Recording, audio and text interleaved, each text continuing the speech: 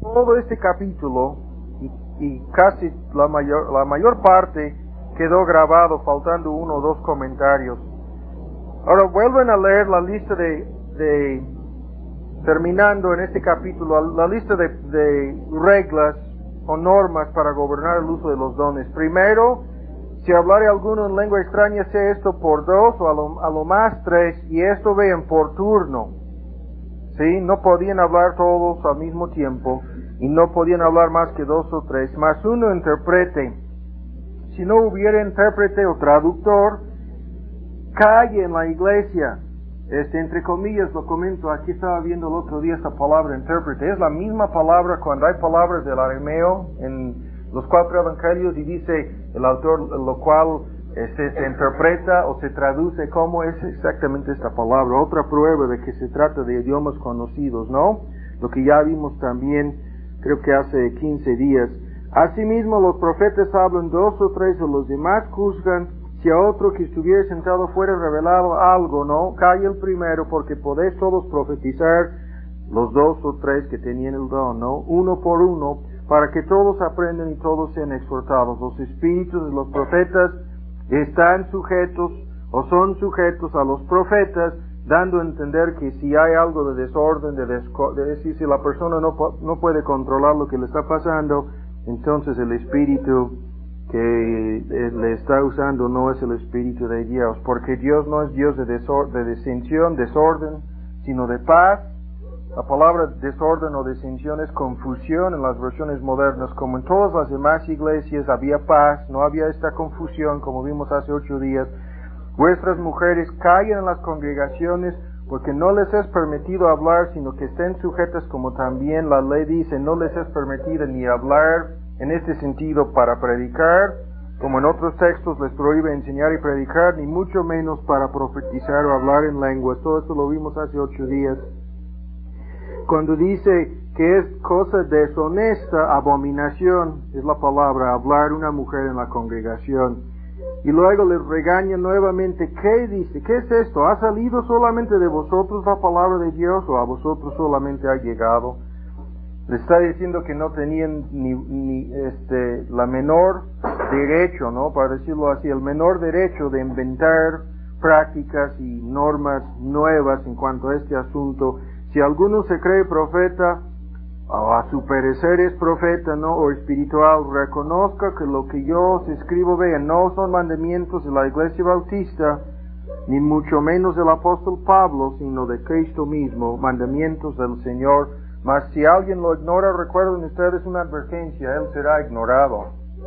O sea, correrá peligro, ¿no?, de meterse en problemas con Dios. Así que, hermanos, procurad profetizar y no impidáis el hablar en lenguas, y esto lo hemos explicado, ¿no? Conforme a estas reglas, no debemos impedirlo, pero el problema es que no hablan verdaderamente lenguas hoy en día, ni mucho menos guardan estas reglas y normas, pero hágase todo decentemente y con orden. Sobre este capítulo 14, ahora vamos a comenzar con una lista de evidencias que nos llegan a la conclusión de que los dones extraordinarios, ¿sí?, llegaron a su fin, o sea, concluyeron, ¿no?, al fin de la época apostólica, o sea, con la muerte del último apóstol. En este caso estaríamos hablando del apóstol Juan, el autor del libro de Apocalipsis. Ahora, el primer argumento es un argumento un poco enredado. Comenzamos, vean por favor, 2 de Corintios capítulo 11. Y el primer argumento es un argumento acerca del apostolado. 2 de Corintios, en su capítulo 11.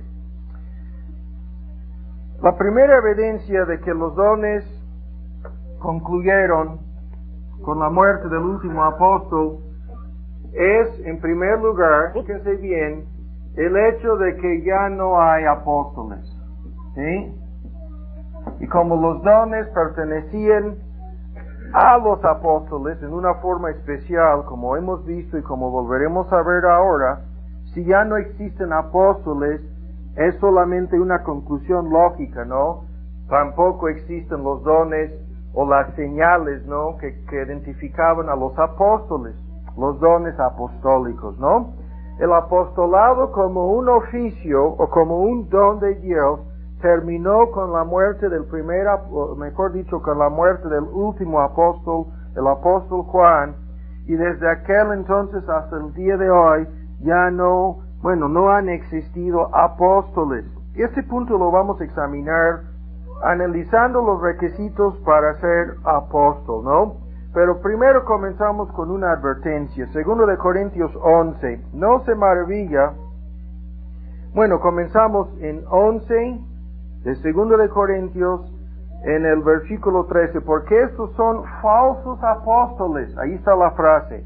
Falsos apóstoles, obreros fraudulentos, transfigurándose en apóstoles de Cristo.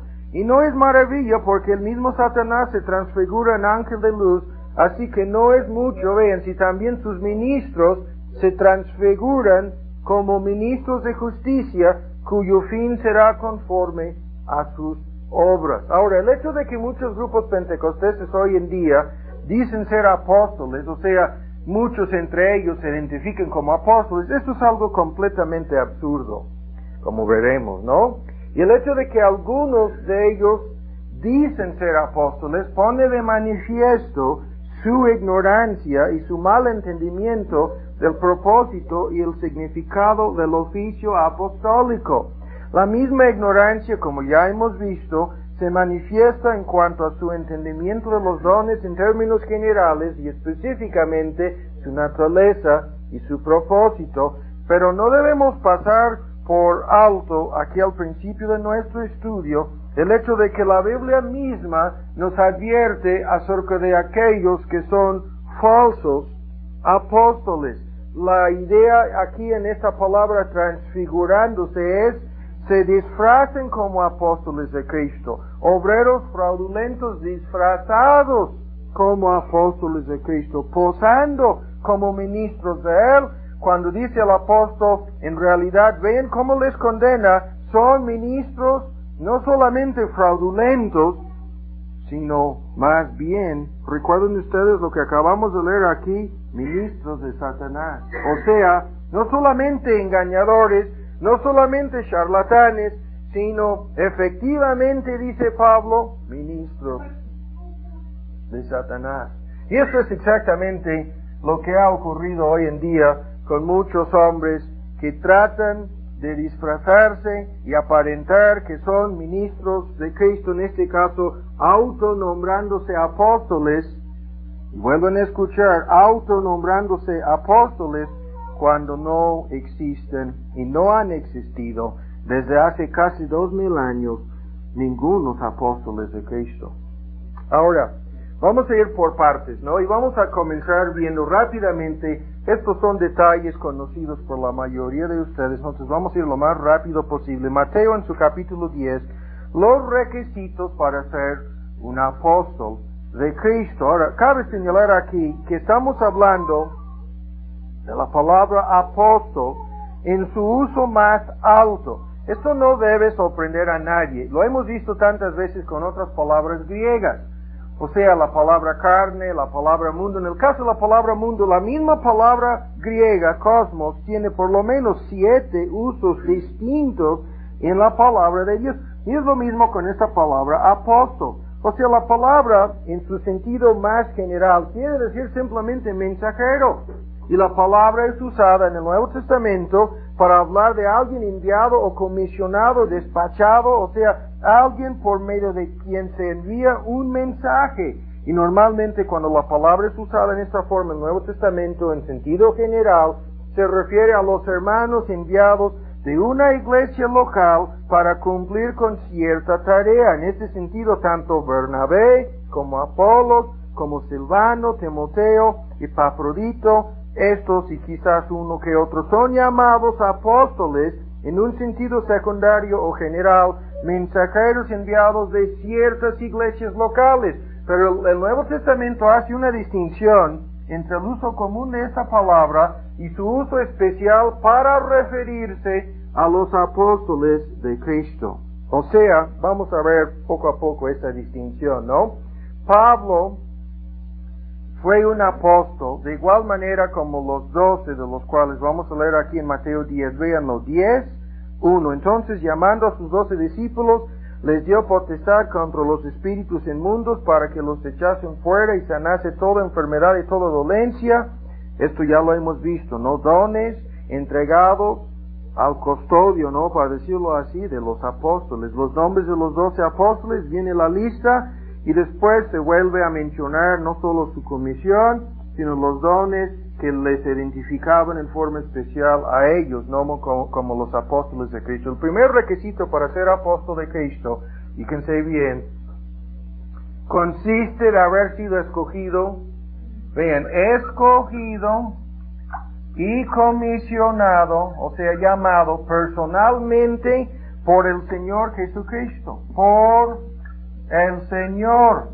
Y esto es lo que leemos no solamente aquí, sino en varios otros textos. Los apóstoles de Cristo, los que fueron dotados con estos dones milagrosos, fueron escogidos personalmente por Él, recibiendo así su llamamiento y comisión directamente del Señor. Ahora en Romanos 1, ven ahora, con la excepción de los 12, y sabemos que por su apostasía Judas cayó, algo que fue profetizado y que fue desde un principio el propósito de Dios, y los demás, recuerden ustedes cómo escogieron a Matías, que lo reemplazó a Judas al principio del libro de Hechos para formar otra vez 12, pero es necesario señalar, además de los 12, que hay otro apóstol especialmente escogido y comisionado directamente por Cristo, el gran apóstol Pablo, del cual hemos hablado tanto, y ven ustedes su testimonio, el testimonio del apóstol Pablo en Romanos, su capítulo 1, versículo 1, Pablo, siervo de Jesucristo, llamado a ser apóstol y apartado para el evangelio de Dios. Y así, repetidas veces, ahora al principio, voy a leer algunos otros ejemplos, al principio de su epístola dirigida a los creyentes en Galacia, Pablo, apóstol, y escuchen bien sus palabras, no de los hombres, algo muy importante, ni por hombre, mas por Jesucristo y por Dios el Padre, estoy leyendo en Gálatas 1:1, que lo resucitó de los muertos. Así, cuando dice no de los hombres, está afirmando no solamente su llamamiento, el que recibió directamente del Señor Jesucristo, sino además, repetidas veces, escuchan otro ejemplo del apóstol Pablo hablando de su llamamiento en 2 de Timoteo 2:7, de lo cual yo soy puesto como predicador y apóstol, digo verdad, en Cristo no miento, doctor de los gentiles en fidelidad y verdad. Y esa es la forma más común en que Pablo hablaba de sí mismo, doctor o maestro de los gentiles.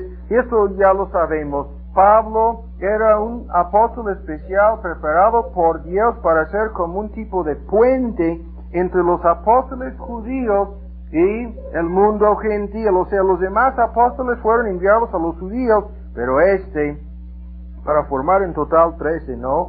Enviado al mundo gentil. Y es importante notar otra vez que estamos hablando de los apóstoles en este sentido especial. Cuando decimos que ya no existen apóstoles, lo que estamos diciendo es que ya no existen hombres escogidos, comisionados y llamados personalmente por el Señor Jesucristo, en el sentido más pleno y más profundo en que el Nuevo Testamento usa la palabra apóstoles de Cristo, ¿no? En segundo lugar, vean en Hechos su capítulo 1. Los apóstoles no solamente fueron comisionados directamente por Cristo, seleccionados y enviados, sino además, fíjense bien, fueron encargados con la tarea de ser testigos oculares, ¿entienden esta idea? Presenciales o oculares, testigos especiales de la resurrección de Cristo, de sus palabras y sus hechos, pero especialmente tenemos en mente aquí testigos de su resurrección, cuando escogieron a Matías para suplir o para ser sucesor en ese sentido del que había caído Judas. Vean en Hechos 1, capítulo 1, vean los requisitos que los mismos apóstoles mencionaron aquí. Conviene 1:21, pues, que de estos hombres que han estado juntos con nosotros todo el tiempo que el Señor Jesucristo entró y salió entre nosotros, vean, primero era necesario que estuvieran presentes de los que iban a escoger, ¿no? Solamente hombres presentes desde el principio. Ven en 22, comenzando desde el bautismo de Juan, todos sus apóstoles, salvo Pablo, fueron bautizados por Juan el Bautista, hasta el día que fue recibido arriba entre nosotros, que uno se ha hecho testigo con nosotros de su resurrección. Entonces aquí ven los requisitos, la necesidad de haber estado presentes desde un principio como testigos oculares, para decirlo así, personales, que habían visto con sus propios ojos todas las cosas que Cristo hizo, y además la necesidad de que vieron a Cristo resucitado de los muertos. Ahora, simplemente voy a leer rápidamente un texto que veremos más adelante. En el Evangelio según Juan, Cristo dijo, escuchen bien sus palabras, a sus apóstoles, a los 12, esto es en Juan 15, vosotros daréis testimonio, porque estáis conmigo desde el principio. Y esta idea de dar testimonio, ahora ven en el mismo libro de Hechos, ¿cuántas veces se repite? Hechos 1, ya lo tienen, estábamos leyendo ahí hace unos momentos. En Hechos, en su capítulo, mejor dicho, 2, en el versículo 32, nosotros somos testigos, hablando de la resurrección. Aquí los apóstoles el día de Pentecostés dicen, y la palabra aquí testigos es testigos autorizados, como ante un jurado, en sentido legal o judicial, testigos oficiales. Vean en 3:15, lo mismo, Dios ha resucitado a los muertos, a Cristo, ¿no? De lo cual, a otra vez, están hablando los apóstoles, nosotros somos testigos. Más adelante en el capítulo 5, en el versículo 32, hablando de la misma cosa, nosotros somos testigos suyos de estas cosas, ¿sí? Dando testimonio ante los judíos.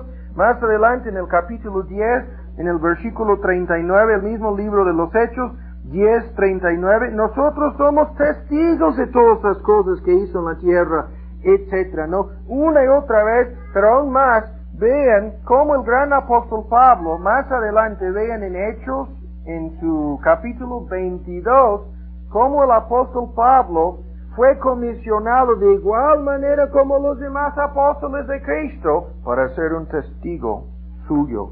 Vean Hechos 22, 14 y 15, el Dios de nuestros padres te ha predestinado, son las palabras dirigidas al hermano Saulo, ¿no?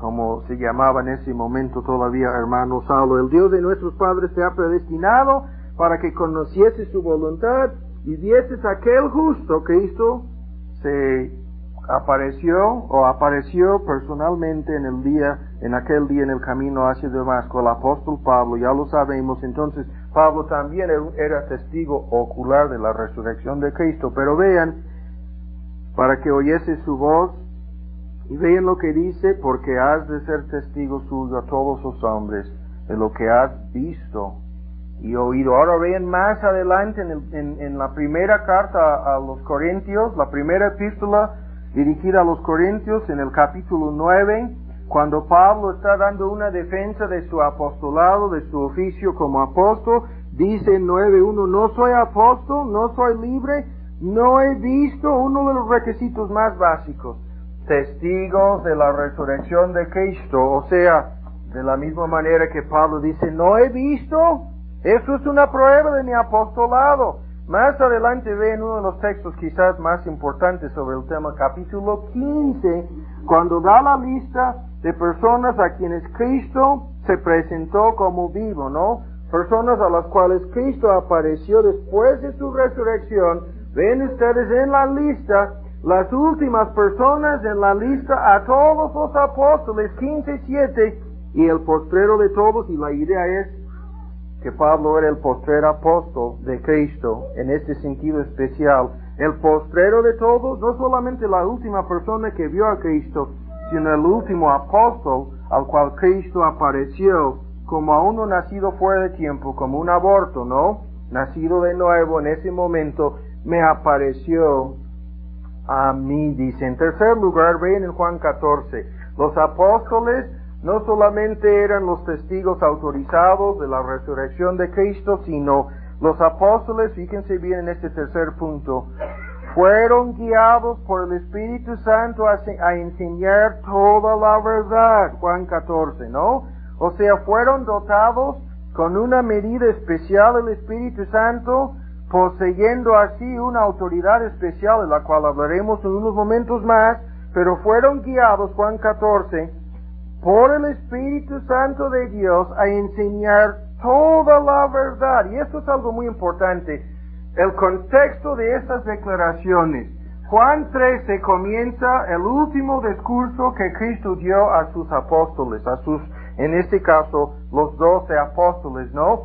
En Juan 13 comienzan con el lavamiento de los pies, después la última cena, y en Juan 14, Juan 15, Juan 16 y 17, estos capítulos que tenemos así en nuestro Evangelio según Juan 14, 15, 16 y 17, nos dan la narración del último discurso que Cristo dio a sus discípulos, en este caso a los 12 apóstoles, antes de ser entregado.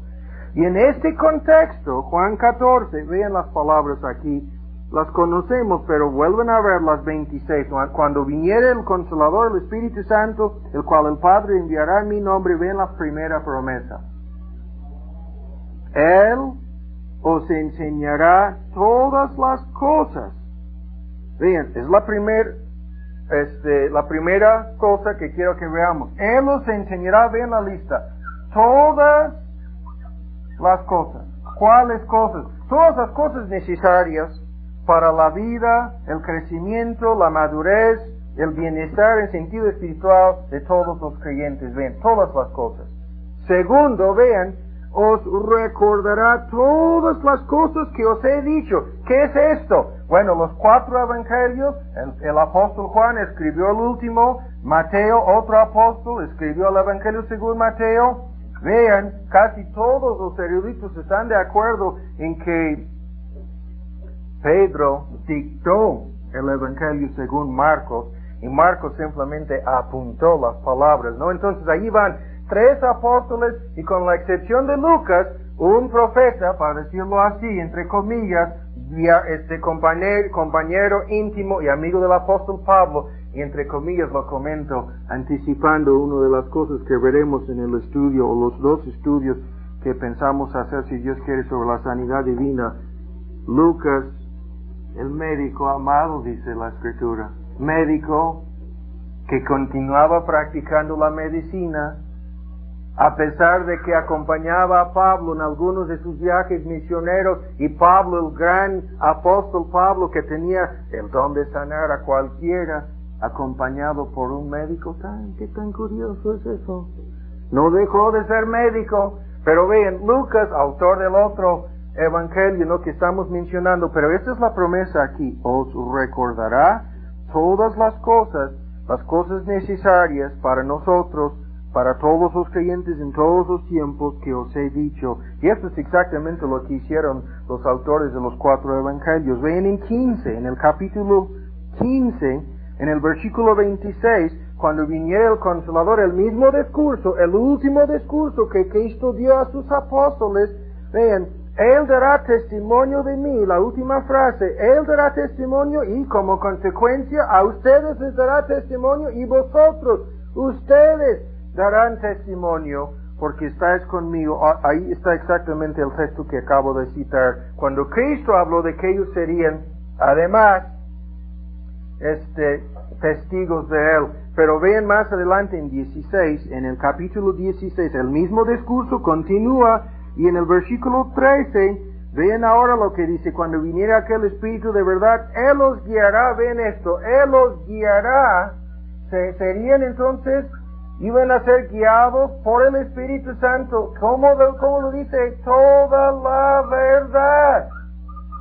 ¿Qué es esto? Todas las cosas que os he dicho. Y después, toda la verdad. ¿Sí? Guiados los apóstoles por el Espíritu de Dios a enseñar, a entender y comprender. Todo esto está incluido, toda la verdad. Porque no hablará de sí mismo, sino que hablará todo lo que oyere por inspiración, ¿no? Por profecía, lo que ya hemos visto. y os hará saber las cosas. Vean, además, vean, esto es también importante. ¿Qué dice? Os hará saber. Vean, esto es mirando hacia el futuro, las cosas que han de venir. Guarden en mente este punto, porque al ratito vamos a examinar el tema en términos generales del libro de Apocalipsis, y vamos a descubrir que de esto se trata el libro de Apocalipsis, no solamente el libro de Apocalipsis, pero en forma especial todas las cosas futuras, todas las profecías, todas las cosas que sucederían desde aquel momento hasta el fin del mundo. ¿Sí? Ahora, puesto que los apóstoles fueron dotados, inspirados por el Espíritu Santo para hacer esto, obviamente poseyeron una autoridad especial para hablar en forma especial, una autoridad que perteneció exclusivamente a ellos, ¿no? No vamos a ver todos los ejemplos. Vean en 2 de Corintios 13, ¿no? 2 de Corintios 13.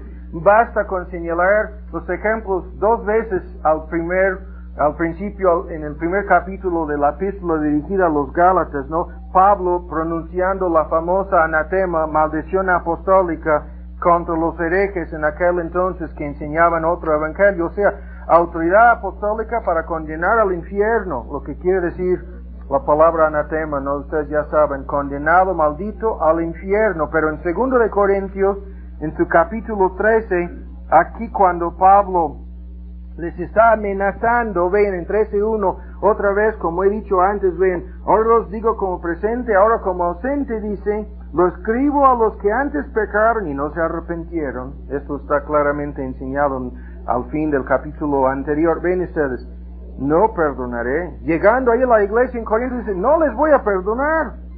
Y esto ven en 10, lo decía en base a que su autoridad apostólica. Os escribo esto ausente, por no tratar presente con dureza, conforme a que la palabra potestad es autoridad especial. O sea, los apóstoles no solamente fueron guiados a toda la verdad, sino como consecuencia hablaban con una autoridad especial. 2 de Tesalonicenses, este es el texto quizás más claro sobre este punto. 2 de Tesalonicenses en su capítulo 3, debido a esta autoridad única que les fue dado a los apóstoles, podían decir cosas semejantes a estas. Vean los comentarios aquí en 2 Tesalonicenses 3:6, os denunciamos, hermanos, en el nombre de nuestro Señor Jesucristo, que os apartéis de todo hermano que anduviere fuera de orden y no conforme a que la doctrina que recibieron de quién, de nosotros. Nosotros se refiere a él mismo y a los demás apóstoles. Vean más adelante en 14, aún más fuertemente, si alguno no obedeciere a nuestra palabra por carta. O sea, ven cómo la autoridad apostólica es transferida, puedo decirlo así, es decir, la transferencia de esta autoridad a una carta, ¿sí? O sea, no hay distinción alguna entre Pablo presente diciendo haz tal o cual cosa y advirtiendo con autoridad apostólica, o Pablo escribiendo y diciendo hagan ustedes tal o cual cosa, y ven ustedes su advertencia. Si alguno no obedeciere a nuestra palabra por carta, la autoridad apostólica, ¿no? Y es obvio de estos textos y muchos otros que los apóstoles tenían una autoridad sobre todas las iglesias. O sea, no eran ministros colocados en un solo templo, en un solo lugar restringido a una sola iglesia local, sino que su autoridad apostólica alcanzaba hasta todas las iglesias. Si quieren entender este aspecto del asunto, solamente tienen que fijarse en la supuesta autoridad apostólica que el Papa dice, ¿sí? Que el Papa dice tener, que el Papa afirma que le pertenece, ¿no? Una autoridad recibida directamente del apóstol Pedro. Claro que sí, nada de lo que estamos comentando es cierto, pero es lo que dicen los católicos. Ahora, el Evangelio según Juan en su capítulo 20. En cuarto lugar, los apóstoles junto con los profetas, en este caso estamos hablando de Lucas, Santiago y Judas, descartando a Si Pedro en verdad escribió el Evangelio según Marcos y la mayoría, si no todos los eruditos dicen que así fue. Entonces, los profetas Lucas, Santiago y Judas siendo medio hermanos de Cristo, ¿no?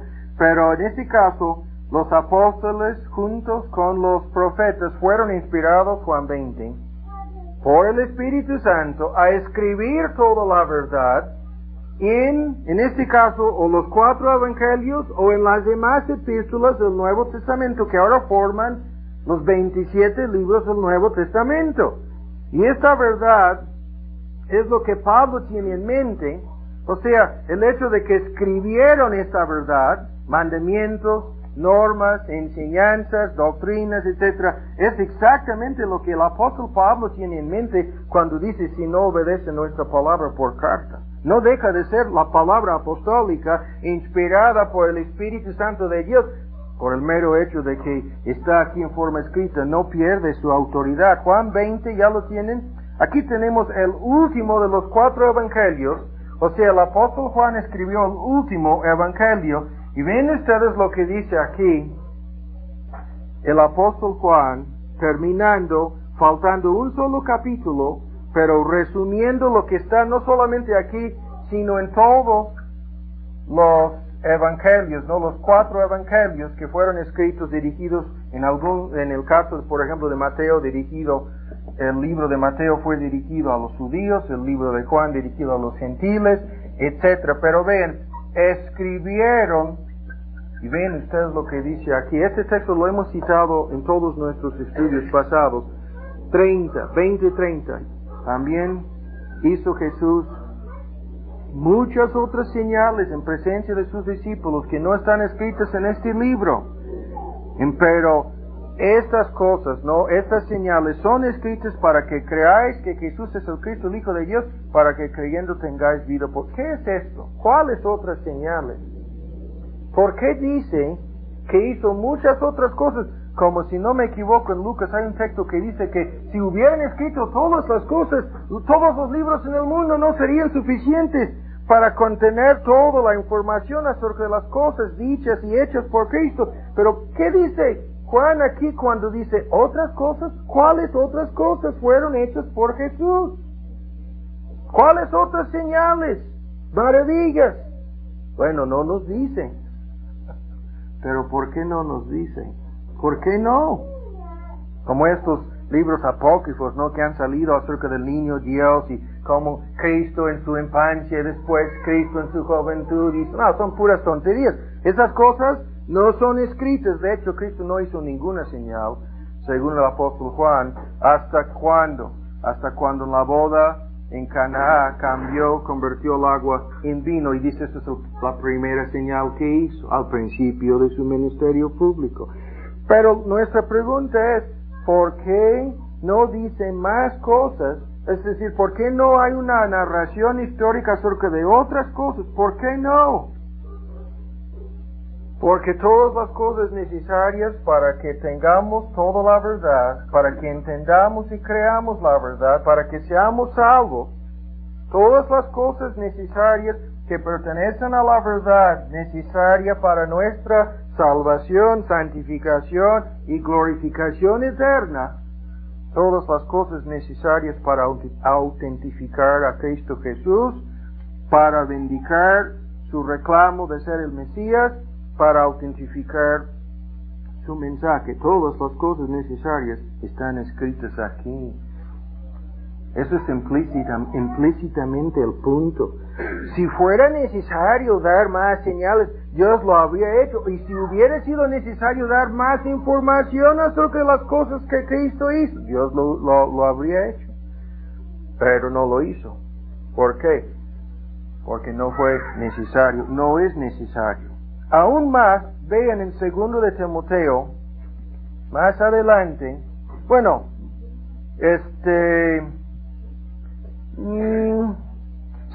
vean en 2 de Pedro primero, 2 de Pedro, aunque volveremos más adelante a este texto. 2 de Pedro, este texto lo vimos hace poco, no me acuerdo en cuál estudio, pero cuando Pedro comienza a hablar de la más firme o más permanente palabra profética, hace este comentario acerca de los libros escritos tanto por él como por el apóstol Pablo. Segundo de Pedro, ¿ya lo tienen? 3:15, tened por salvación la paciencia de nuestro Señor, como también nuestro amado hermano Pablo, según la sabiduría que le ha sido dado, os ha escrito también casi en todas sus epístolas. Vean, esta idea de que iban a escribir la verdad que recibieron del Espíritu Santo está por todas partes, pero aquí ven los detalles. Aquí Pedro identifica las epístolas de Pablo como escritura. Vean más adelante, dice, hablando algunas cosas difíciles, no en todas sus epístolas, como los endoctos no enseñados y inconstantes fuerzas, como también las otras escrituras.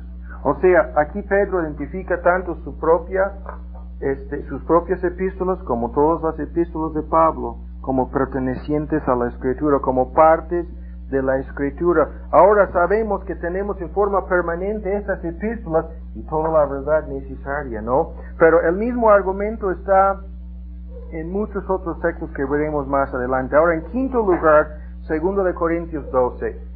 No solamente ven los requisitos, escogidos y comisionados por Cristo, testigos oculares de su resurrección, guiados por el Espíritu Santo a entender y enseñar toda la verdad. Y cuarto, escribieron, ¿sí? Yo usaba una palabra, escriturización, ¿no? Hace un tiempo, es la palabra que usan los eruditos para hablar de este proceso de escribir en forma permanente estas cosas.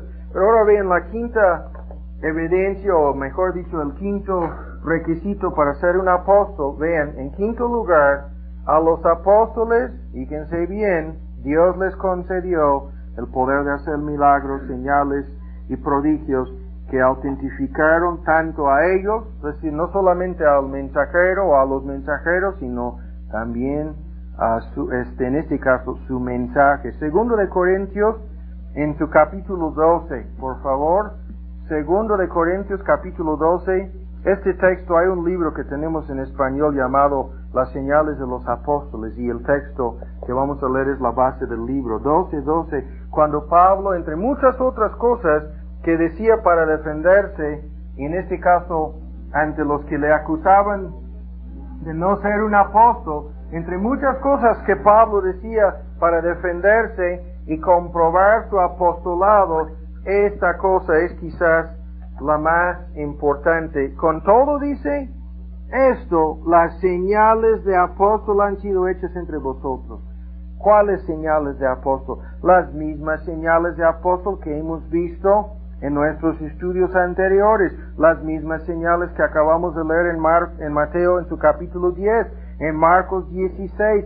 Recuerden ustedes, en nuestro análisis del texto en Marcos 16, dimos 8 o 10 razones por las cuales las señales mencionadas en Marcos 16 pertenecieron exclusivamente a los apóstoles, y solamente fueron concedidas estas señales o el poder de hacerlas a aquellos que tuvieron contacto directo con los apóstoles. Y dice en Marcos 16:14 que fueron los 11 mismos. Ya había caído Judas por su apostasía, pero el Señor hizo la lista que ya hemos examinado de estas señales, obrando con ellos el Señor, confirmando la palabra.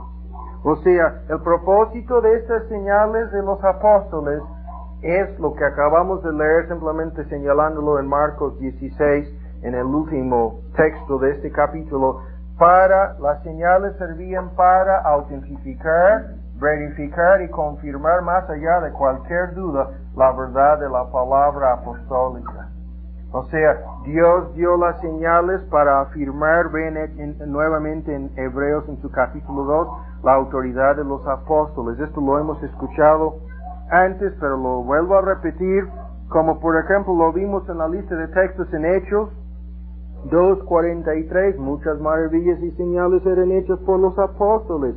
Hechos 5:12, por las manos de los apóstoles se hacían muchas señales y prodigios. Hechos 14:3, el Señor daba testimonio a la palabra de su gracia, siempre daba testimonio a la palabra, a la verdad, pero dando que señales y milagros fuesen hechos por las manos de ellos. Todo esto ya lo hemos analizado, hemos visto por qué Dios autentificaba tanto al mensajero como su mensaje en esta forma. en Hechos 8:18, cuando vio Simón, recuerden ustedes cuando Felipe no podía dar el don del Espíritu Santo a los samaritanos, y vio Simón que por la imposición de las manos de los apóstoles se daba el Espíritu Santo, y así repetidas veces, no solo en el libro de Hechos, sino vean aquí en Hebreos, cuando comienza a hablar de la palabra entregada por Cristo, al principio de este capítulo, la última palabra, la última revelación, la última, o sea, en el sentido de ser la final, ¿no? La última cosa que Dios revelaría a su pueblo. Pero ven en Hebreos 2, ¿cómo escaparemos nosotros? Hablando de esta palabra en 2:2, si la palabra dicha bajo el Antiguo Testamento fue firme, ¿cómo escaparemos nosotros si tuviéramos en poco esta salvación tan grande, la cual habiendo comenzado a ser publicada por el Señor, ha sido confirmada hasta nosotros por los que oyeron? Y recuerden ustedes, fue confirmado por los que oyeron, en sentido pasado, refiriéndose a los apóstoles, a los testigos autorizados. Fue confirmado en sentido pasado, testificando juntamente con ellos. Ellos se refiere a los apóstoles, con señales, milagros, diversas maravillas y repartimientos del Espíritu Santo según su voluntad. Todo esto ya lo hemos escuchado, pero vean, en este quinto punto, ¿no? El requisito para ser un apóstol, las señales de apóstol. No hay nadie en ningún lugar en este mundo, no han, desde los tiempos de la iglesia primitiva, desde que falleció el apóstol Juan, no han reclamado en ningún, salvo en el caso de los pentecosteses modernos, no han reclamado ningunos creyentes, no han dicho, nosotros somos apóstoles. Nadie ha tenido disponible estos poderes y estas señales para autentificar como credenciales, ¿no? Para identificar como placa de identificación, yo soy un apóstol, ¿no? Cuando le preguntaban a Pablo, queriendo una prueba de que Cristo hablaba en él, recuerden ustedes estas palabras en el capítulo 13, déjenme leerlas, si buscáis, dicen, una prueba de que Cristo habla en mí, las credenciales apostólicas. ¿Cuáles credenciales apostólicas? Las que acabamos de ver, señales que han sido hechas, prodigios, maravillas, etc. Entonces, para terminar este primer punto respecto al oficio apostólico, es algo muy sencillo, ¿no? El hecho de que ya no existen apóstoles conduce inevitablemente a este punto. Tampoco existen los dones apostólicos. Si ya no hay apóstoles, las señales que identificaron, autentificaron, etc., a los apóstoles de Cristo tampoco existen. Ahora ven en Efesios 2, muchos dicen, pero no hay ningún texto que dice esto. Bueno, vamos a ver, Efesios en su capítulo 2. Efesios capítulo 2, aquí tenemos no todo el argumento, pero veremos más adelante otros, pero aquí tenemos un texto importante, 2:20 de Efesios. Cuando Pablo habla del fundamento de la iglesia primitiva y de todas las demás iglesias, vean, dice edificados 2:20, ¿sobre qué? El fundamento de los apóstoles y profetas. ¿Por qué apóstoles y profetas? Porque tanto apóstoles como profetas escribieron los libros del Nuevo Testamento, que ahora son el fundamento de nuestra fe. Pero vean, edificados sobre el fundamento de los apóstoles y profetas, siendo la principal piedra del ángulo Jesucristo mismo. Ahora, ¿qué quiere decir esto? Los teólogos hablan del fundamento revelador, o sea, el fundamento de revelación, el cimiento sobre la cual la iglesia está edificada, de la revelación neotestamentaria, los apóstoles, los 12 apóstoles de nuestro Señor Jesucristo, incluyendo en este caso aún a Pablo, ¿no? Como el apóstol enviado como maestro de los gentiles. Estos apóstoles pusieron el fundamento sobre la cual la iglesia está edificada. Ya no hay ningunos apóstoles. ¿Por qué? Porque estos apóstoles son el fundamento. El edificio, en este caso la iglesia de Dios, no puede tener 2, 3, 4, 5, 20 fundamentos. Su fundamento está seguro, firme y completo antes de que el edificio sea construido encima, ¿no? Y el hecho de que no hay ningunos sucesores de los apóstoles el hecho de que son llamados aquí el fundamento, el cimiento, ¿no?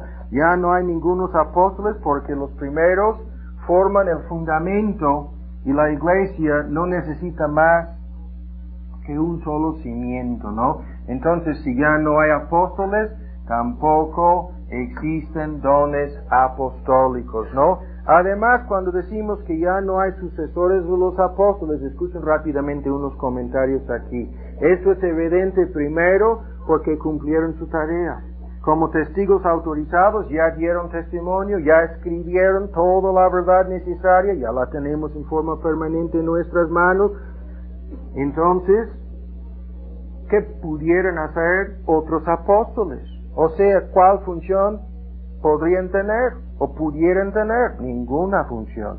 Segundo, nadie después de ellos fue comisionado y llamado directamente por Cristo. Pablo se identifica a sí mismo en 1 Corintios 15 como el último. ¿Sí? Nadie ha sido testigo ocular de la resurrección de Cristo salvo ellos. O sea, en sentido oficial, tenemos ahora por carta, como lo dijo Pablo, ¿no? Y aunque muchos dicen que son apóstoles, nosotros sabemos que mientan. ¿Por qué? Porque no han mostrado ni siquiera una sola señal de los apóstoles. Además de esto, después de la muerte de los primeros apóstoles, ya no se habló más acerca de nuevos apóstoles. Matías, que tomó el lugar de Judas, esto está ahí en Hechos en su capítulo 1, y después de él Pablo, pero cuando murió Jacobo, en Hechos capítulo 12, martirizado, ¿no? No escogieron a ningún sucesor. Además, las epístolas que hablan sobre el gobierno de la iglesia ya no dicen nada acerca de apóstoles. O sea, hay detalladamente requisitos, normas establecidas para pastores, para diáconos, para maestros, pero nada acerca de apóstoles. Nada, ni una sola palabra. ¿Pero por qué? Porque el ministerio de los primeros apóstoles sigue hasta el día de hoy. El fundamento, nuestra iglesia, de igual manera como toda iglesia neotestamentaria y verdadera, nuestra iglesia está siendo edificada por este fundamento, por encima de esta autoridad, la autoridad de los únicos apóstoles de Cristo. No tenemos en nuestras manos sus doctrinas, sus enseñanzas, sus mandamientos, las doctrinas, las enseñanzas y los mandamientos de los únicos apóstoles. Entonces disfrutamos hasta el día de hoy el ministerio de ellos, leyendo sus epístolas, estudiando el Nuevo Testamento que fue escrito por ellos, y estamos siendo edificados por medio de su enseñanza.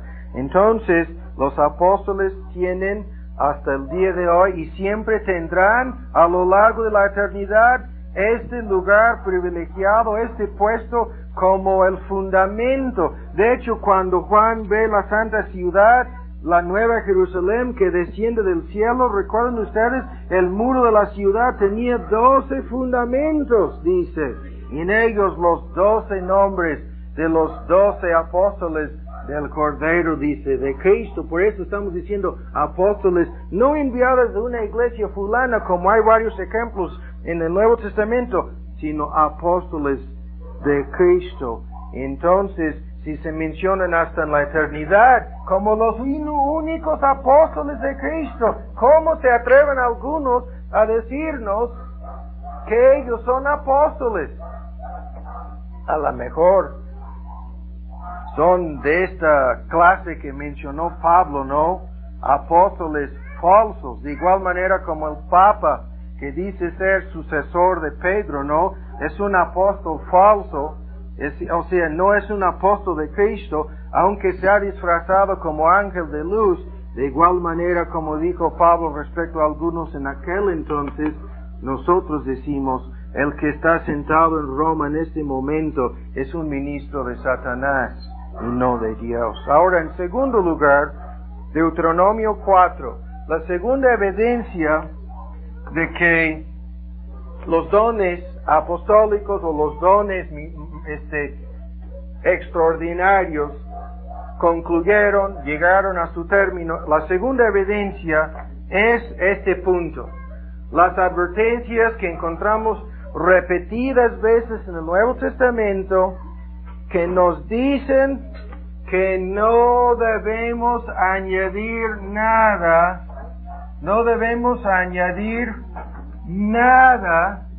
a las Escrituras, ¿sí? Aunque muchos pentecosteses dicen, pero no estamos añadiendo nada. Bueno, vamos a ver si es así o no el asunto. Deuteronomio en su capítulo 4, ¿no?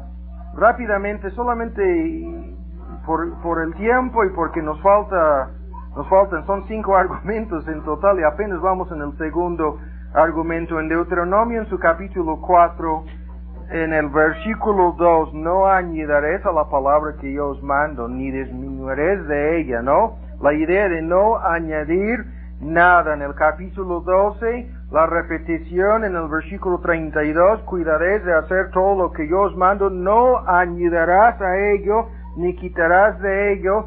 En el libro de Proverbios, en el capítulo 30, si solamente tienen tiempo para apuntar los textos, no importa, pueden escuchar la lectura. Toda palabra de Dios es limpia, 35 y 6 de Proverbios, y escuda a los que en él esperan, no añades a sus palabras, porque no te reprendan, y si es hallado mentiroso. Ahora, quiero que todos ustedes vean este último que vamos a citar. Hay otros que indican lo mismo, pero estos son los principales. Apocalipsis 22, vean este texto es importantísimo. Apocalipsis 22, y guarden en mente ahora todo el contexto de esta declaración. El contexto es lo que viene antes y lo que viene después. Vean, primero, esta advertencia viene en el último libro de la Biblia, ¿sí? El libro de Apocalipsis. Segundo, en el último capítulo de Apocalipsis. Esto es importante, lo pudiera haber dicho al principio, ¿no? Y vean, viene de la boca del último apóstol, el que vivió más tiempo, el último libro que fue escrito, el libro de Apocalipsis. Entonces, vean la advertencia. 22, 18. Yo protesto a cualquiera que oye las palabras de la profecía de este libro. Vean, se trata de profecía, en este caso neotestamentaria, como ya hemos visto. Si alguno añadiere a estas cosas, Dios pondrá sobre él las plagas que están escritas en este libro. Muchos dicen, sí, pero se refiere solamente al libro de Apocalipsis. Bueno, esto lo vamos a ver en un momento. Si alguno añadiere, vean, Dios no solamente quitará o le añadirá esas plagas. Ven en 19, si alguno quitare de las palabras del libro de esta profecía, Dios quitará su parte del libro de la vida de la santa ciudad y las cosas que están escritas en este libro. Ahora, una advertencia tremenda. Pero hay que tomar en cuenta, vean este cuarto punto. El libro de Apocalipsis comienza ¿cuándo? ¿Cuándo? En la época de la iglesia primitiva. O sea, al término de la época de la iglesia primitiva, o sea, terminando con la época apostólica, ahí comienza el libro con el último apóstol, Cristo hablando directamente a las 7 iglesias y después a todas las demás por boca de su profeta Juan, pero ven el alcance, hasta el fin del mundo. O sea, el tiempo abarcado por este libro es desde la época apostólica hasta el fin del mundo. Esto es algo importante, ¿sí? Porque en realidad se trata aquí de la última palabra profética que tenemos de Dios. Ven en el capítulo 1, el libro mismo es la revelación de Jesucristo, que Él dio. Vean que Dios le dio a Cristo y manifestó a sus siervos las cosas que deben suceder pronto, la declaró y la envió, vean, por su ángel a Juan su siervo. O sea, se trata de profecía de la boca de Dios a la boca del profeta Juan, como ya lo hemos visto antes. Así funciona la profecía, pero esta es la última palabra profética. ¿Acerca de quién?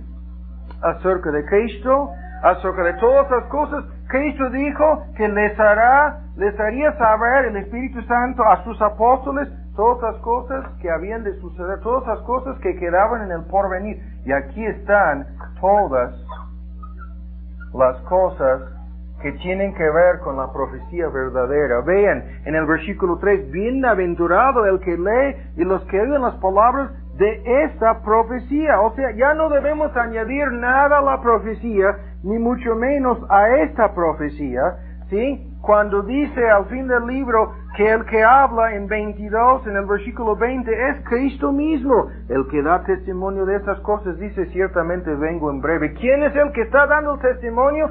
Es Cristo mismo, ¿sí? O sea, cuando en el libro de Hebreos dice, Dios habiendo hablado en muchas maneras en otro tiempo a los padres, ahora en estos postreros días nos ha hablado por el Hijo.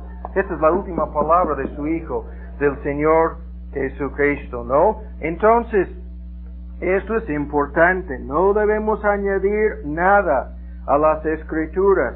Y si no debemos añadir nada, en este caso, a la profecía de Apocalipsis, es evidente que los dones para comunicar así en forma extraordinaria la revelación nueva, si ya no vamos a añadir nada a la profecía, los dones usados para comunicar la profecía han de haber cesado también, han de haber llegado de igual manera a su término. Y ahora vean una lista de textos rápidamente. En Judas, la pequeña epístola de Judas que viene antes del libro de Apocalipsis, Judas habla de estas cosas como ya de igual manera terminadas, ¿no? La obra de entregar la revelación acabada, terminada, habiendo llegado ya a su fin.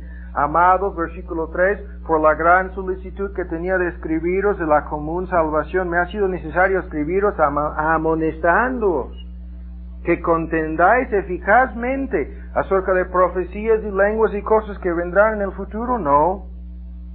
Que contendáis ardientemente es la palabra por la fe, que ha sido, y escuchen bien la traducción, confiada una sola vez o una vez para siempre a los santos. La palabra aquí, fe, no se refiere a la fe personal de Judas ni de ningún creyente, sino la fe salvadora de una persona en Cristo, sino la fe se refiere al cuerpo de doctrinas, de enseñanzas, o sea, toda la verdad entregada por los apóstoles, toda la verdad en forma sistemática, ¿no? En forma amplia es la fe, la enseñanza, las doctrinas, las normas de práctica y conducta, todas las cosas que tenemos aquí en forma escrita. Y habla de esto como algo ya confiada o entregada, ¿no? A los santos, en la versión moderna, una vez confiada, una vez para siempre, de una vez para siempre, confiada a los santos. Pero ahora ven en segundo de Timoteo, una lista de textos muy interesantes. Acabamos de ver en Apocalipsis. Y además, en la pequeña epístola de Judas, antes de que Juan escribiera el libro de Apocalipsis, dándonos información sobre todas las cosas que sucederán hasta el fin del mundo. Pero ahora vean, en la última epístola, escrita por el apóstol Pablo. En segundo de Timoteo, vean el tipo de lenguaje usado por Pablo en esta su última epístola, escrita desde la cárcel en Roma. Segundo de Timoteo, vean cómo comienza a hablar de la Escritura. Dice, toda Escritura. 3:16. Es inspirada, y se refiere a las Sagradas Escrituras en el versículo anterior, útil para enseñar, redarguir, corregir, instruir o instituir en justicia, para que el hombre de Dios es todo creyente, sea maduro, enteramente desarrollado, la palabra instruido es capacitado, equipado completamente para toda buena obra. Entonces Pablo comienza a hablar aquí en su última epístola de la Escritura. Ven su advertencia, o mejor dicho, su exhortación en 2:15. Ven cómo lo dice en la misma forma en 2:15, hablando a Timoteo. Lo tienen, procura con diligencia presentarse a Dios. Este es un joven predicador y todas sus exhortaciones tienen que ver con la Escritura. Ya, la idea es ya casi terminada, ya completada. Vean, que traza bien, ¿sí? Procura presentarse a Dios aprobado como obrero que no tiene que avergonzarse, que traza bien. Esa es la figura de una persona que marca un pedazo de tela para cortarla, ¿no? La idea de interpretar correctamente. Y vean su frase, no dice Escritura, dice la palabra de qué. ¿Por qué siempre dice de verdad, porque esto es la promesa que Cristo dio a sus apóstoles, que les guiaría a toda la verdad. Por eso es la palabra de verdad, indicando implícitamente el cumplimiento de la promesa de Cristo. Y aún más, vean aquí en el primer capítulo de esta epístola, una frase bien curiosa, casi igual a lo que estábamos viendo en Judas, en donde se refiere a la verdad, la fe una vez confiada. Aquí la palabra no es confiada, sino depositada. Primero de Timoteo 1, retén, versículo 13, la forma de las sanas palabras que de mí oíste en la fe y el amor que es en Cristo Jesús, guarda el buen depósito.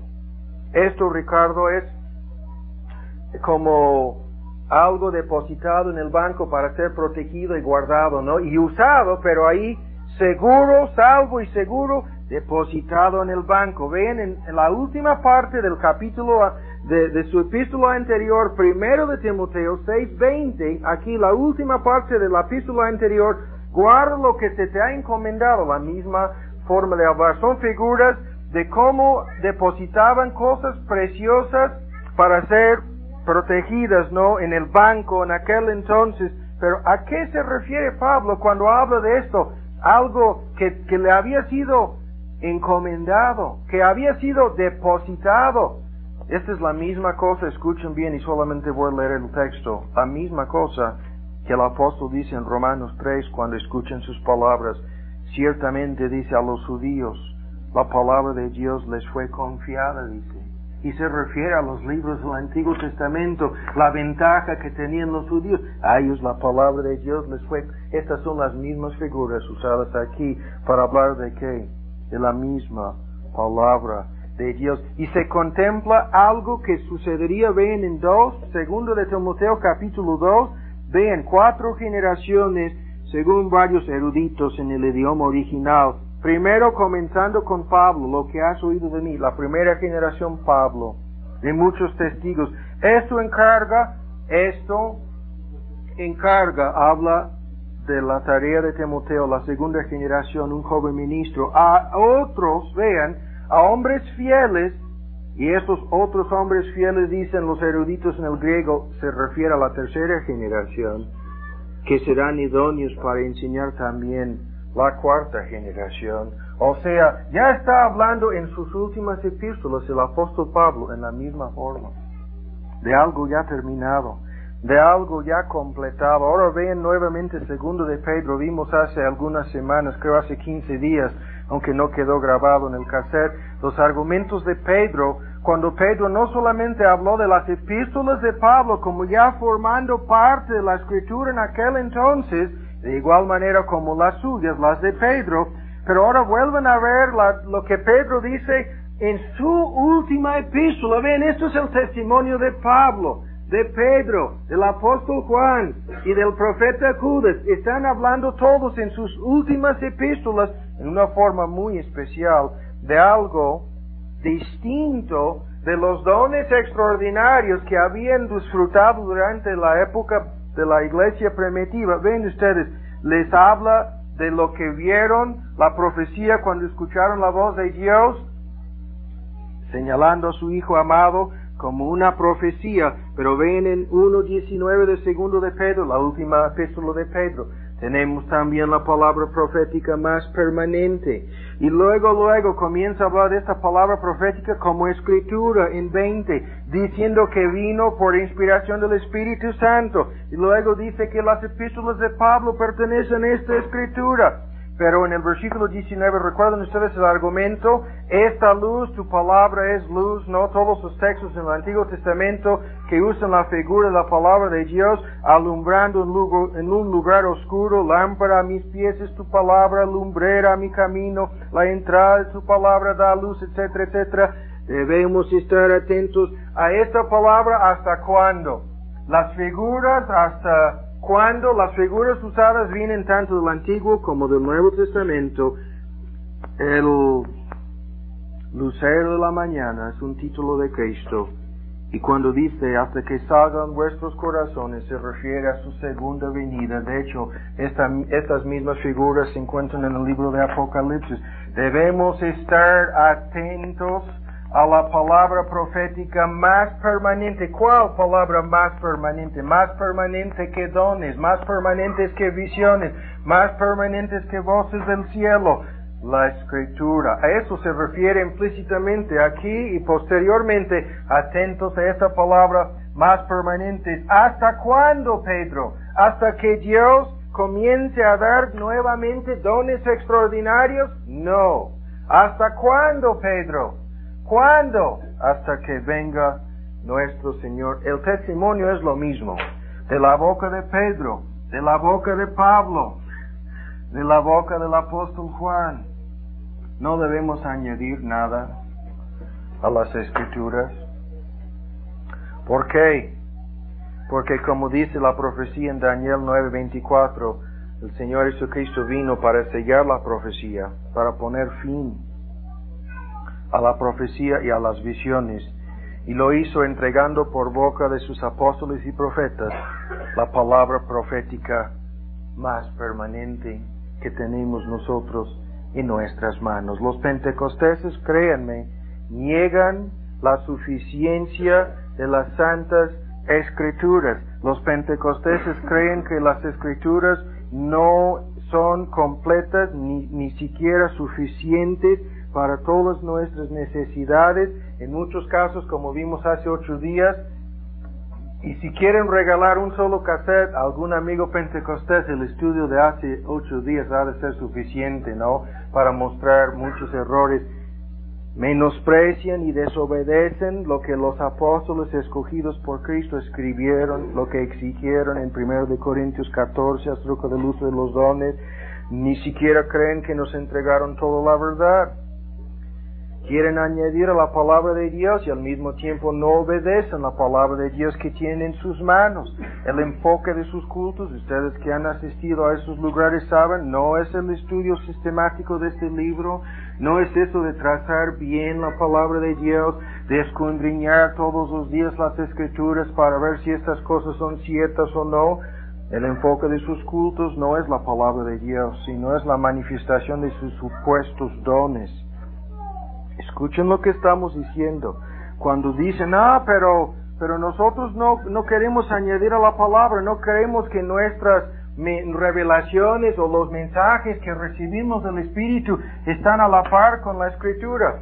Pero escuchen bien, estos mensajes atacan en forma directa la suficiencia de las Escrituras, o sea, el hecho de que las Escrituras son completas y suficientemente profundas para cada problema, todo el tiempo están buscando alguna señal, alguna luz interior, alguna voz del cielo, algo en sueños, en visiones, todo el tiempo están esperando. Ustedes han de saberlo, yo conozco personalmente personas que están divorciadas en este momento, cuyas vidas han sido un desastre, personas que se casaron en base a una voz profética, entre comillas. Alguien dijo al hermano fulano, Dios me dijo, Víctor, que deberías casarte con Hilda.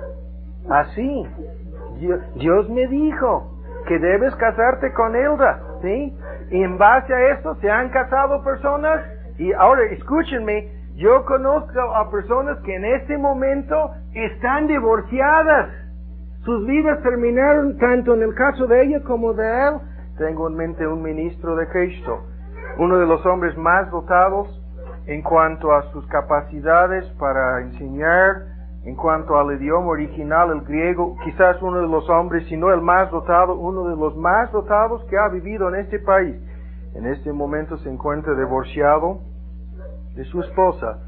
Y yo me acuerdo de hace años cuando nos conocimos, cuando estaba todavía casado con ella, tanto él como ella me dijeron que un profeta de Dios les dijo que era la voluntad de Dios que se casaran.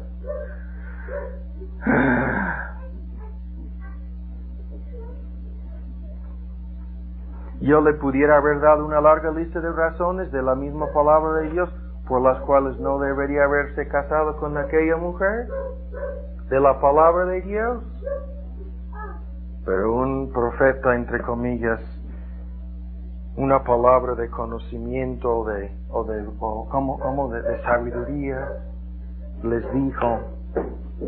Ahora, en tercer lugar, la tercera evidencia de que los dones extraordinarios ya terminaron. Ahora, vean rápidamente estos argumentos. 2 de Corintios 14. Esto ya lo sabemos. El hecho de que las lenguas eran una señal para los judíos incrédulos.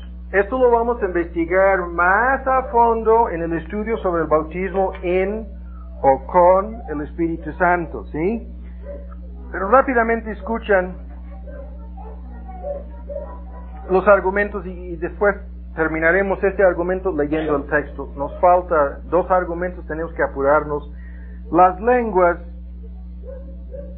en aquel entonces servían varios propósitos, como ya sabemos, ¿no? Entre otros propósitos, las lenguas eran una señal de que Dios estaba haciendo algo nuevo en la historia del mundo. Siempre debemos guardar en mente el hecho de que la iglesia neotestamentaria, como una institución, era algo completamente nuevo, distinto en la historia humana.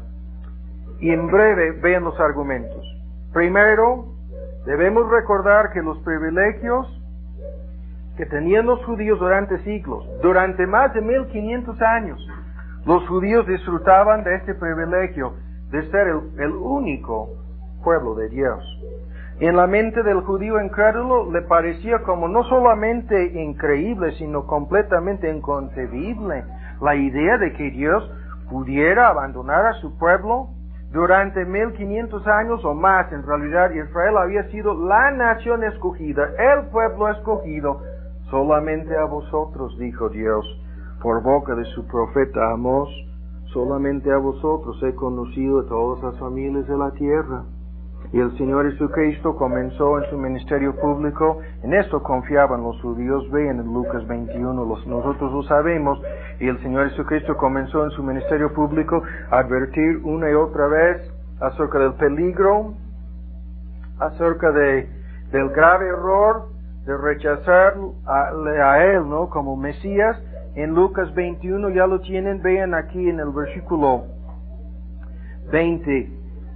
Cuando vieres a Jerusalén cercada de ejércitos, saber entonces que su destrucción ha llegado, lo que sucedería en 70 DC, ¿no? Después en 24 caerán a filo de espada, serán llevados cautivos a todas las naciones, Jerusalén será pisoteada de las gentiles, ¿no? Las naciones gentiles, hasta que los tiempos de los gentiles sean cumplidos. Cristo les había advertido varias veces, frecuentemente, Mateo 23, por favor, de lo que sucedería a aquel pueblo si terminaron rechazándole como Mesías.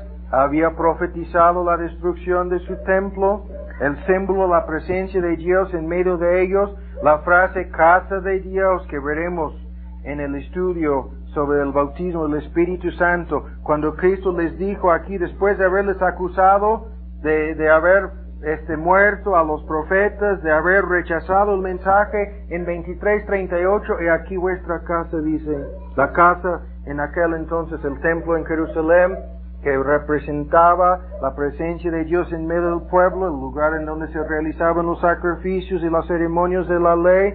Cristo les dijo, vuestra casa os es dejada desierta. Y al principio del próximo capítulo 24:2 comenzó a hablar de la destrucción de su templo. Vean, ¿ves todo eso? Y estaban sentados a un lado del templo.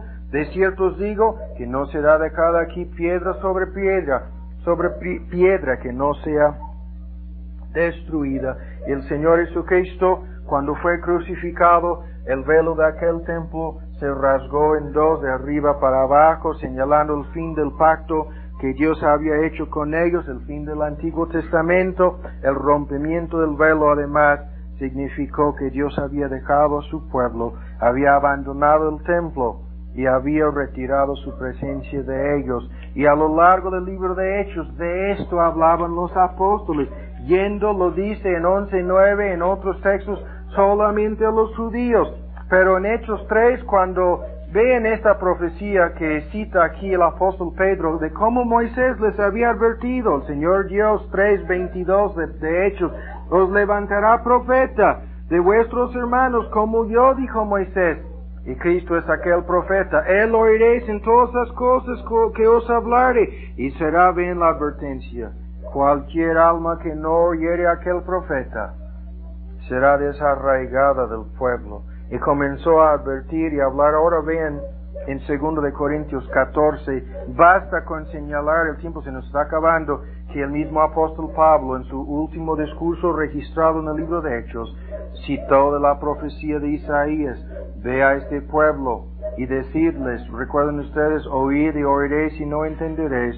Y así citando la profecía que Cristo mismo había leído en la presencia de los judíos, Pablo terminó su discurso en el libro de Hechos, el último capítulo de Hechos, diciendo: seáis pues notorio que a los gentiles es enviada esta salvación de Dios, y ellos oirán. O sea, lo que vemos es precisamente lo que vamos a leer aquí. Las lenguas, dice el apóstol, aclarando más allá de cualquier duda su único propósito como señal. Las lenguas por señal son, no a los fieles, o sea, como una señal, como los judíos, ya todo eso lo hemos visto, pedían señales. Las lenguas eran una señal para los judíos incrédulos. Esto es lo que dice: en fieles es incrédulos, no gentiles, sino judíos. Y citó la profecía de Isaías, en donde Dios les había advertido precisamente de que les hablaría en otros idiomas y aún así no le entenderían. Entonces, durante la época de la transición, lo que llamamos pasando del antiguo pacto al nuevo, durante esta época de la infancia, la época primitiva de la iglesia, los judíos estaban ya en el pleno camino hacia la apostasía, estaban al punto de ser rechazados, completamente abandonados por Dios. Y la señal de este juicio, la advertencia, la señal de advertencia, el fenómeno de escuchar a los creyentes gentiles, en este caso tanto judíos como gentiles, pero el fenómeno de escuchar a los creyentes hablando los diversos idiomas del mundo greco-romano.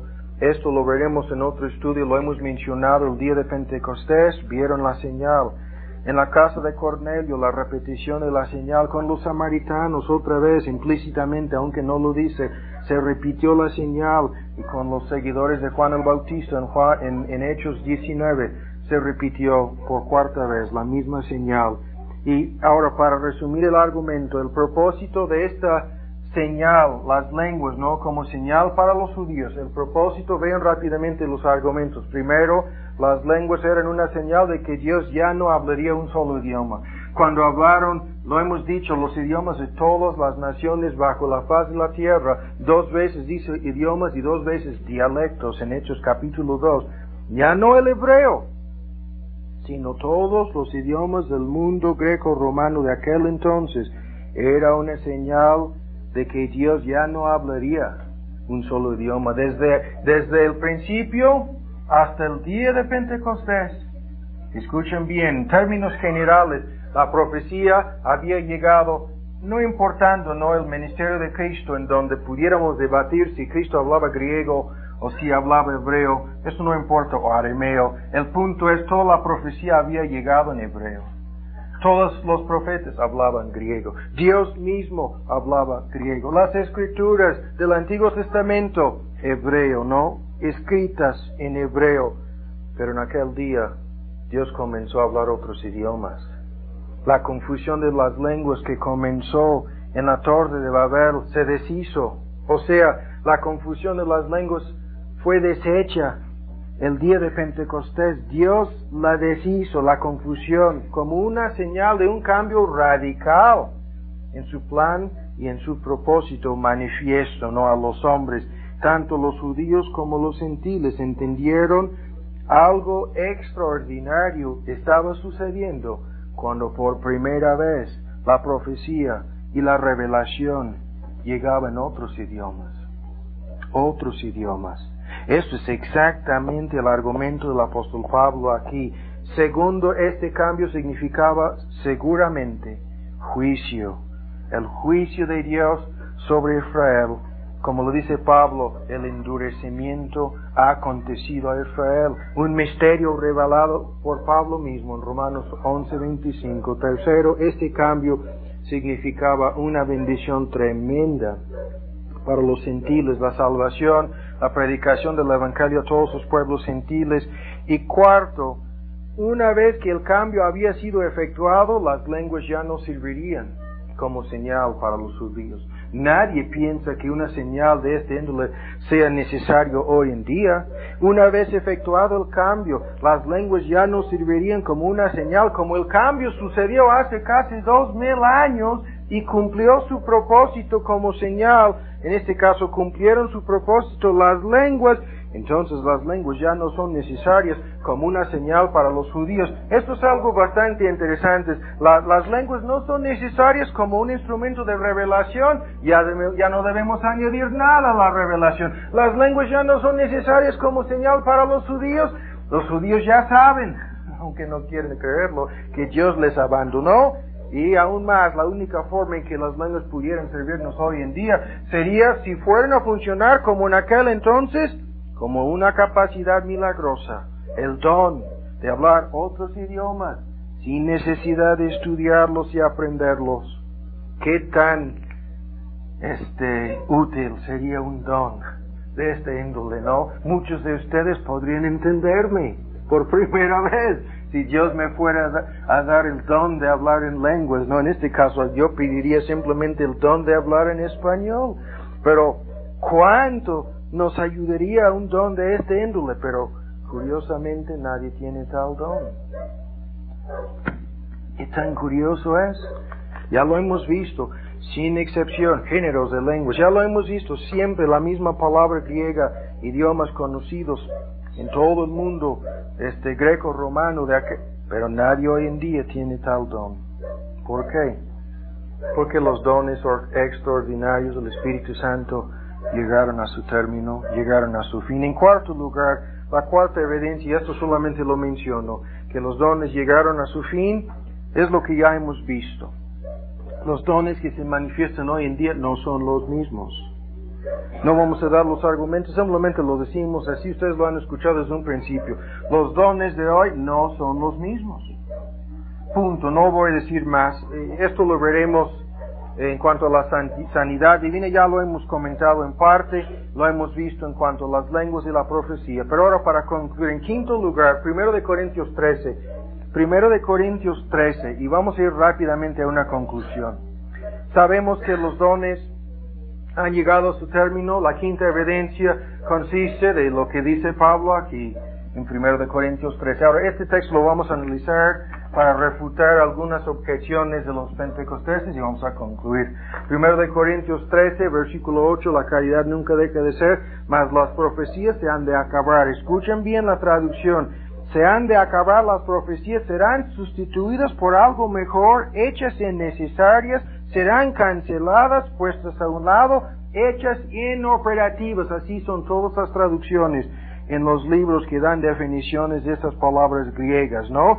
Después cesarán las lenguas, las palabras cesarán, pasarán por completo, llegarán a su fin. A.T. Robertson dice en su libro erudito sobre el griego, cesarán de sí mismas automáticamente, dice, hablando de esta palabra, cesarán las lenguas. Y claro que sí, será quitada la ciencia, el conocimiento directo que Dios daba en aquel entonces, será quitada la ciencia por Dios.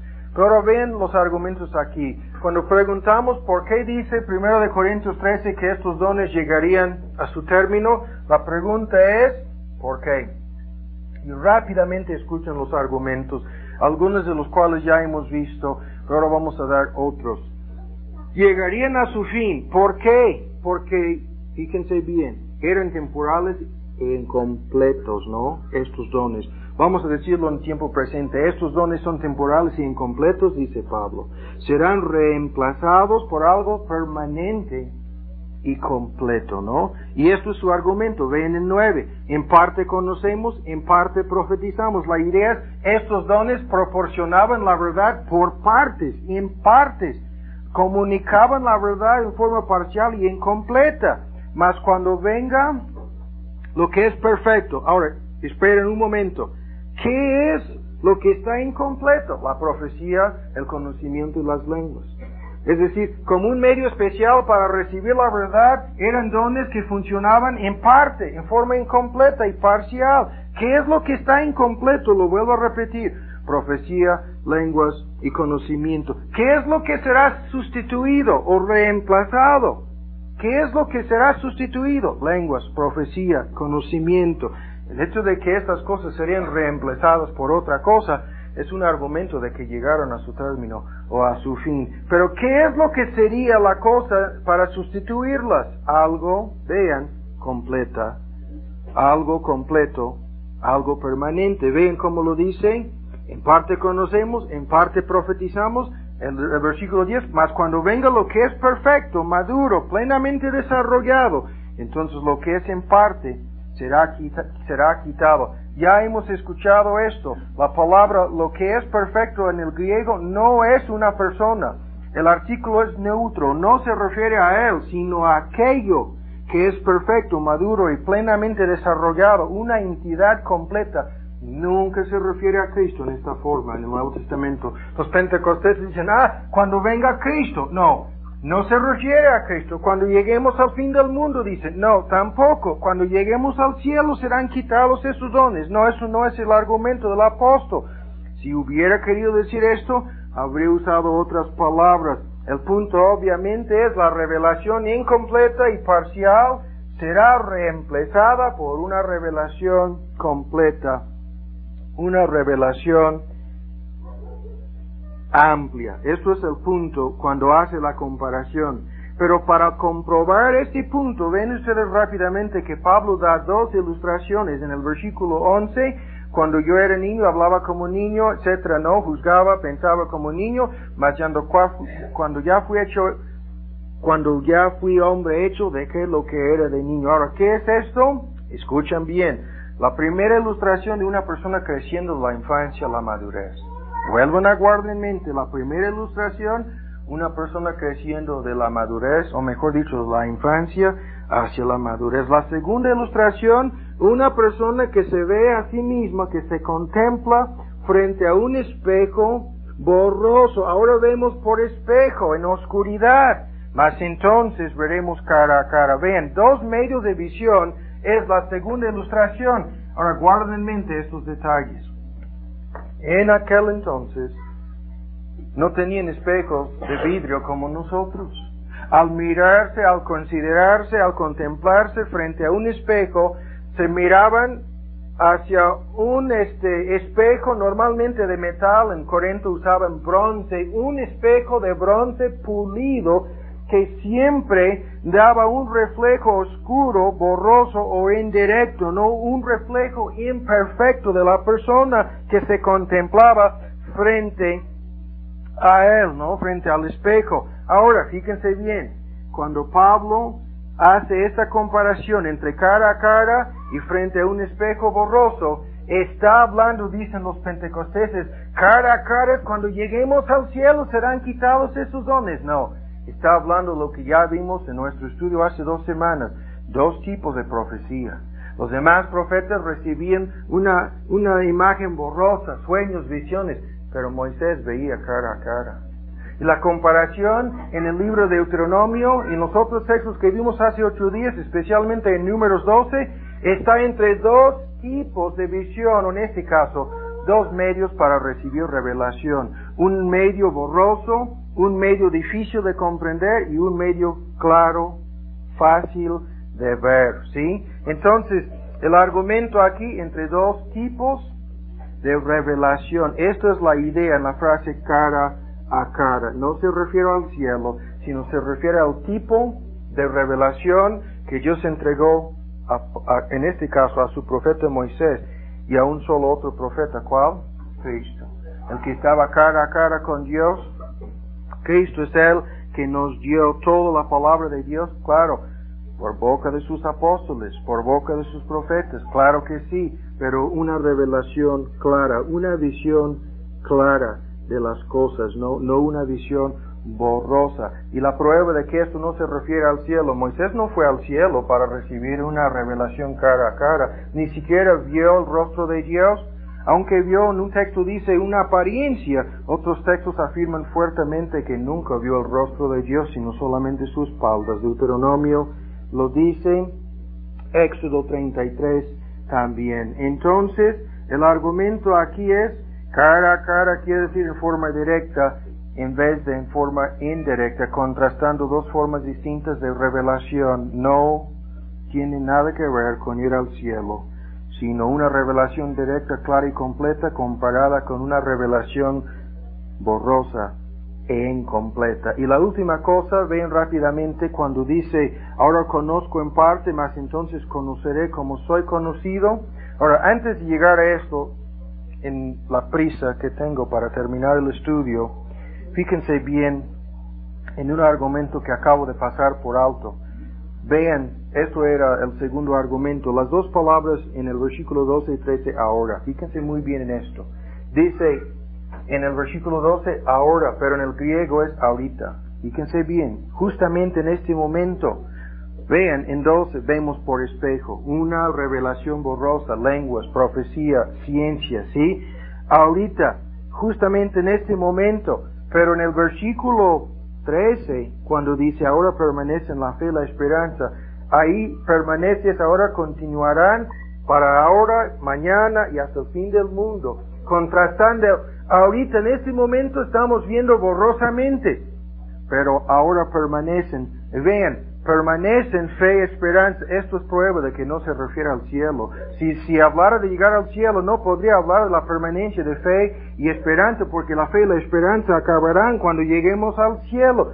Este texto no tiene nada que ver con llegar al cielo, sino tiene que ver con la llegada de la revelación perfecta, ¿no? Y el contraste en el griego, ahorita vemos borrosamente, pero permanecen ahora y para siempre, o sea, contrastando dos periodos de tiempo, uno que terminaría ahorita, pero van a terminar estas cosas y continuarán otras, ¿hasta cuándo? Hasta el fin del siglo. Entonces, además, vean, cuando dice, vean rápidamente en 12 la palabra entonces, ¿sí? Ahora conozco en parte, más entonces yo tengo una línea aquí en mi Biblia, entonces con una flecha que va hasta el versículo 10, cuando venga lo perfecto, cuando venga la plena revelación madura y completa, ¿no? Entonces conoceré